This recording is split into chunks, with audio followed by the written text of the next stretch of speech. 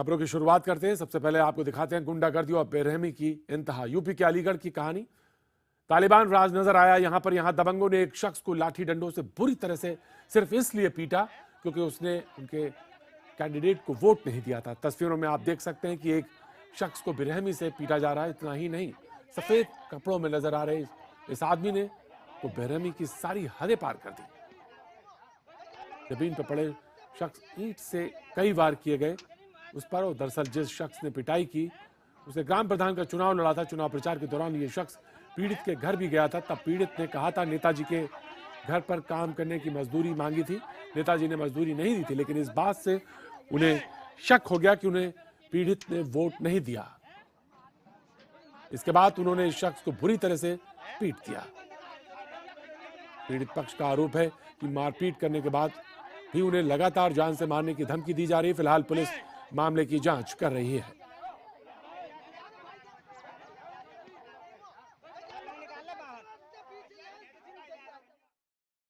उसी खबर की तरफ रुख करते हैं। महाराष्ट्र के सूखाग्रस्त लातूर जिला पानी की किल्लत से जूझ रहा है। लातूर के कई इलाकों में पानी की किल्लत इतनी बढ़ गई कि अब खूनी संघर्ष की आशंका पैदा हो रही है। तनावपूर्ण हालात को देखते हुए लातूर के कई इलाकों में 31 मई तक धारा 144 लगा दी गई है। देखिए गहरे संकट पे पानी।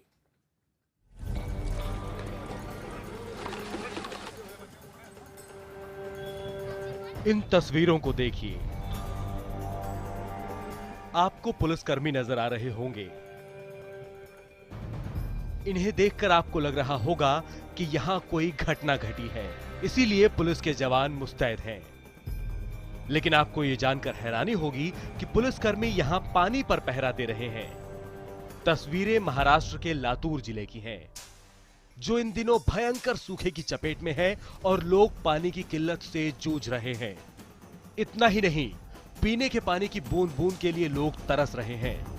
हालात इस कदर बिगड़ चुके हैं कि कई बार पानी को लेकर खूनी संघर्ष हो चुका है। अब तनावपूर्ण हालात को देखते हुए लातूर के कई इलाकों में 31 मई तक धारा 144 लगा दी गई है। इसके तहत 20 पानी टैंकों के आसपास के क्षेत्रों में 5 से ज्यादा लोगों के इकट्ठा होने पर प्रतिबंध लगा दिया गया है। प्रतिबंधित क्षेत्रों में जिले के सर्वाधिक सूखा प्रभावित क्षेत्रों को शामिल रखा गया है। इसमें जिले के पानी टैंकर भरने वाले स्थान, सार्वजनिक कुएं, पानी टैंकर चलने वाले रूट और पानी टैंक शामिल हैं। पानी की समस्या दिन ब दिन बढ़ती जा रही है, जिससे आला अधिकारियों के भी हाथ पैर फूले हुए हैं। पानी पर प्रशासन की बेबसी का अंदाजा इसी से लगाया जा सकता है कि लातूर महानगर पालिका ने भी हाथ खड़े कर दिए। 144 क्रम जो कलेक्टर साहब ने लगाया, मैं उसका स्वागत करता हूं। मैं अभी उन्हीं से जस्ट मैं वहीं से मिलकर आ रहा हूं उनसे, और कि कुछ लोग वहां पर कम ज़्यादा कर रहे थे, लेकिन गांधी चौक के टाँकी पे हमारे पानी नहीं रहने की बिना पर सारे टैंकर्स वो पोजीशन पे जाने के बाद वहां पे थोड़ा कम ज़्यादा हुआ। हालात इस कदर बेकाबू हो गए कि लातूर जिले में जगह जगह पानी की टंकियों पर आपको बर्तनों की लंबी कतार नजर आएगी। पानी के लिए महिलाएं, बच्चे और बुजुर्ग लाइनों में लगकर घंटों इंतजार कर रहे हैं। कई जगह पर तो पानी के लिए जान जोखिम में डाली जा रही है। त्यांनी लोकांसाठी काही पर्यायी व्यवस्थापन केलेलं नाही। आज लातूरची जनता पाण्यासाठी एकदम तरसत आहे, इतके बेहाल होत आहेत। पानी को लेकर हाहाकार मचा तो अब इस मुद्दे पर सियासत भी शुरू हो गई। कांग्रेस ने पानी की किल्लत के लिए सरकार को जिम्मेदार ठहराया है। शासन की ओर से जितना कुछ करने की अपेक्षा थी वो नहीं हो रहा है। 40-45 दिन तक पानी पीने का पानी जब मिलेगा नहीं, तो स्वाभाविक ही वहां की परिस्थिति तो स्फोटक या एक्सप्लोजिव होने की। हालात बिगड़ रहे हैं, लेकिन सरकार सिर्फ आश्वासन देकर ही अपनी जिम्मेदारी पूरी कर रही है। महाराष्ट्र के कई इलाकों में गर्मी की दस्तक के साथ हर बार इसी तरह के हालात पैदा होते हैं। नतीजा ये होता है कि सूखे की वजह से कई किसान खुदकुशी भी कर लेते हैं। लेकिन बरसों से चली आ रही इस समस्या का स्थायी समाधान किसी भी सरकार ने नहीं किया, जो वाकई चिंता का विषय है। विवेक गुप्ता, लातूर, IBN 7। महाराष्ट्र के लातूर से अब रुक करेंगे उत्तराखंड की खबर की तरफ। और उत्तराखंड में 18 मार्च से शुरू हुआ हाई वोल्टेज राजनीतिक ड्रामा अपने चरम पर है। राज्यपाल की ओर से रावत सरकार को 28 मार्च तक सदन में बहुमत साबित करने की मोहलत मिली है। इसके बाद से शय और मात का खेल शुरू हो गया है। हरक सिंह रावत को मंत्री पद से बर्खास्त करने के साथ ही सभी बागी विधायकों को व्हिप का उल्लंघन करने पर नोटिस जारी कर दिया गया है। इतना ही नहीं, हरक सिंह रावत के दफ्तर पर ताला लगा दिया गया है। एक काम करिए, हम लोग और काम। उत्तराखंड में आया सियासी भूचाल अभी थमा नहीं है।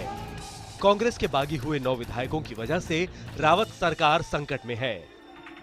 राजभवन के हस्तक्षेप के बाद यह साफ हो गया है कि उत्तराखंड सरकार बचेगी या गिरेगी, ये अब सदन में तय होना है। लेकिन हरक सिंह रावत की मंत्रिमंडल और बागी विधायक सुबोध उनियाल के भाई की सूबे के महाधिवक्ता पद से बर्खास्तगी इस बात के साफ संकेत हैं कि हरीश रावत नरमी बरतने के मूड में नहीं है। बात यहीं तक सीमित नहीं रही, बल्कि बीजेपी के साथ खड़े दिख रहे विधायकों के घर पर देर रात व्हिप का उल्लंघन करने पर नोटिस चस्पाकर हरीश रावत ने तुरुप की चाल चल दी है। जो संवैधानिक व्यवस्था है जिसके तहत जीत के आते हैं उसका उल्लंघन किया है और लिहाजा इनके सदस्यता को भंग कर दिया जाए। तो उस आधार पर मैंने उनसे जवाब मांगा है। सीएम हरीश रावत जानते हैं कि विजय बहुगुणा, हरक सिंह रावत, सुबोध उनियाल और अमृता रावत बगावत के रास्ते पर जहां तक पहुंच गए हैं, वहां से उनका वापस लौटना संभव नहीं है। अगर ये नेता वापस आए भी तो ये उनके लिए नासूर ही साबित होंगे।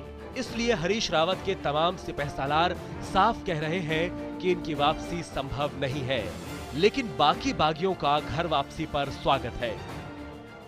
जी अभी तो नोटिस है, यदि वो आएंगे तो हम उनका स्वागत करेंगे, क्योंकि हो सकता है कुछ लोग गुमराह होकर चले गए हों और कुछ बिल्कुल नए हैं, उन्हें ये ज्ञान ही नहीं हो कि दल बदल कानून के अंतर्गत 2/3 बहुमत आवश्यक है। विधायकों के बागी होने की वजह से सीएम हरीश रावत की नींदें उड़ी हुई हैं। 28 मार्च को बहुमत की अग्नि परीक्षा पास करने के लिए देहरादून में देर रात तक बैठकों का दौर चल रहा है। सीएम हरीश रावत के चेहरे पर चिंता की लकीरें साफ दिख रही हैं। बावजूद इसके सीएम बहुमत के जादुई आंकड़े को छूने का दावा ठोक रहे हैं। बहुत चुनौती के साथ इस बात को कह रहा हूं कि आज भी डिबेट कर लें, आंकड़े देख लें। मैंने किसी भी पट्टे को स्वीकृत नहीं किया है खनन के। कांग्रेस अपना घर नहीं संभाल पाई, लेकिन उसका ठीकरा बीजेपी के सिर फोड़ा जा रहा है। तो वही कांग्रेस के घर में चल रही कुर्सी की जंग पर बीजेपी पर्दे के पीछे बैठकर इस लड़ाई का मजा ले रही है। दल बदल कानून को अवॉइड करके एक नई सरकार को इंस्टॉल करना, संवैधानिक तथ्यों और सिद्धांतों को तोड़ना मोड़ना, दुरुपयोग करना, उसकी प्रक्रिया शुरू हो गई, जिसके लिए बीजेपी जानी पहचानी है। उनके अपने अंतर्विरोध हैं और अपने अंतर्विरोधों की वजह से वो एक को मुख्यमंत्री बनाते हैं तो दूसरा गिराने की योजना बनाता है, दूसरे को बनाते हैं तो पहला बनाता है। आपको बता दें कि उत्तराखंड विधानसभा में 70 सीटें हैं, जिसमें कांग्रेस के पास 36, बीजेपी के पास 28 और प्रोग्रेसिव डेमोक्रेटिक फ्रंट यानी पीडीएफ के पास 6 सीटें हैं। फिलहाल पीडीएफ के 6 विधायक कांग्रेस सरकार का समर्थन कर रहे हैं। अब सबकी नजरें 28 मार्च पर टिकी हैं। संजीव शर्मा, IBN 7, देहरादून।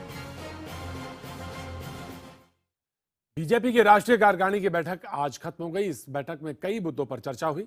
बैठक में सरकार के कामकाज और संगठन को कैसे मजबूत किया जाए, इस पर मंथन हुआ। गृहमंत्री राजनाथ सिंह ने इस दौरान सरकार के कामकाज की खूब तारीफ की। उन्होंने कहा कि सरकार के विकास काम बड़ी तेजी से आगे बढ़ रहे हैं। हमारा पिछला वर्ष भारतीय जनता पार्टी के संगठन के विस्तार का वर्ष था और संगठन का विस्तार दूर दराज क्षेत्रों तक हुआ है।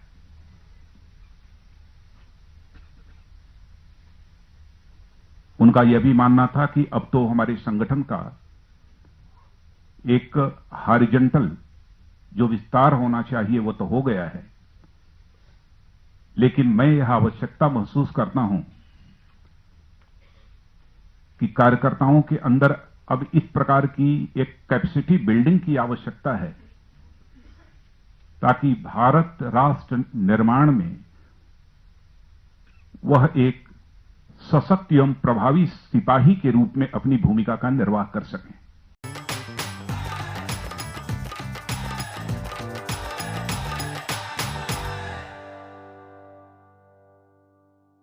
और अब बात होली की। होली नजदीक आ चुकी है, ऐसे में देश भर में होली का खुमार छाने लगा है। मथुरा में तो होली के अलग ही रंग देखने को मिलते हैं। मथुरा, नंदगांव, बरसाना, हर जगह होली की मस्ती छाई हुई है। भगवान श्री कृष्ण ने जहां अपना बचपन गुजारा, उस गोकुल गांव में आज होली की औपचारिक शुरुआत हो गई। गोकुल में गोपियां आज छड़ी मार होली खेली उन्होंने। यूं तो ब्रज की लठमार होली प्रचलित है, लेकिन नन्हे श्री कृष्ण को चोट ना लगे इसलिए गोपियां छड़ी मार होली खेलती। आइए देखते हैं एक नजारा। ले जाया जा रहा है और ये तमाम युवा हैं जो भगवान श्री कृष्ण की इस डोली को उठाते हैं और छड़ी मार होली के लिए तमाम गोपियां भी इस वक्त यहाँ पीछे बड़ी तादाद में मौजूद हैं। इस डोले के साथ साथ में ये गोपियां चलती हैं और जो भी लोग रास्ते में मिलते हैं उन्हें छड़ियों से मारती चलती है। एक मान्यता है कि इनकी छड़ी खाने से सौभाग्य बढ़ता है और विश्वास जानिए, छड़ी खाने से कोई डर सकता है, लेकिन जब भगवान श्री कृष्ण की लीला की बात है, भगवान स्वयं चल रहे हैं, तो लोगों का ये मानना है कि ये छड़ी खाना भी एक सौभाग्य की बात है और लोग खुशी खुशी छड़ियां खाते हैं। लगातार गोकुल की होली की तस्वीरें हम आप तक पहुंचा रहे हैं। कैमरामैन डी वेंकटेश के साथ प्रवीण तिवारी, गोकुल। तो ये है छड़ी मार होली जो गोकुल में खेली जाती है। और छड़ी मार इसलिए क्योंकि बाल रूप माना जाता है श्री कृष्ण का जो यहाँ पर होली खेला करता था। तो लठमार होली आपने सुना होगा, लेकिन यहाँ क्योंकि बच्चों की होली होती है तो छड़ी यानी छोटी छोटी छड़ियों से पिटाई करती हैं ये गोपियाँ। और लगातार पूरे रास्ते मुझे भी बहुत छड़ियाँ पड़ी हैं। जितने भी लोग यहाँ पर हैं सबको छड़ी मारते हुए ये गोपियाँ यहाँ तक पहुँची हैं। ये है मुरलीधर घाट, एक ऐसा घाट जिसके बारे में कहा जाता है जहाँ भगवान श्री कृष्ण स्वयं बांसुरी बजाया करते थे। और इस घाट पर आकर ये डोली की यात्रा पूरी होती है और ये मस्ती लेकिन चलती रहेगी। गोकुल में इसी तरह से मस्ती चलती है, पूरे पृष्ठभूमि में इसी तरह मस्ती चलती है, जिसकी तस्वीरें IBN 7 पर हम आप तक पहुंचा रहे हैं। कैमरामैन डी वेंकटेशन के साथ प्रवीण तिवारी, IBN 7 गोकुल। ब्रज की होली का अलग ही नजारा है। वक्त एक छोटे से ब्रेक का। ब्रेक के बाद हम फिर हाजिर होते हैं। आप बने रहिए, देखते रहिए IBN 7।